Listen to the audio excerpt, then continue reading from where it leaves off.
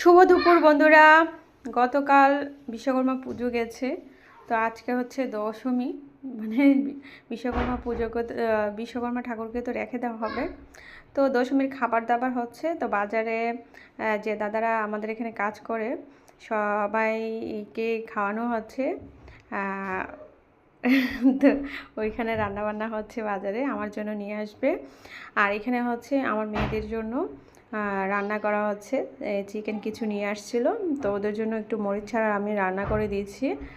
তো এই যে দেখো, সবগুলো মশলা দিয়ে এখন মাখিয়ে নেব।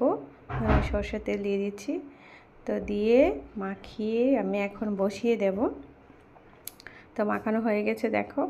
তারপরে দেখো আমি কড়াইও বসিয়ে দিয়েছি। তো খুবই মজা হয়।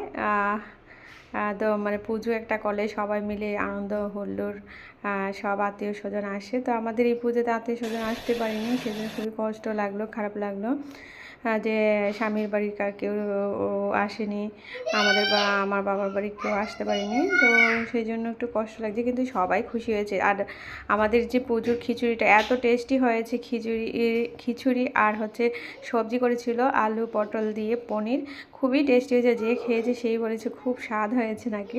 তো যাই হোক, পূজার সার্থকতা হচ্ছে মানুষ যদি খুশি হয়, মানুষ যদি খেয়ে ভালো বলে, তাতেই কিন্তু সবাই খুশি। তো যাই হোক, মেয়েদের জন্য যে চিকেনটা, এটাও রান্না হয়ে গেছে, মেয়েদেরকে এখন খাবার দিয়ে দিব। তো সবাই ভালো থেকে সুস্থ থেকে টাটা, বাই বাই।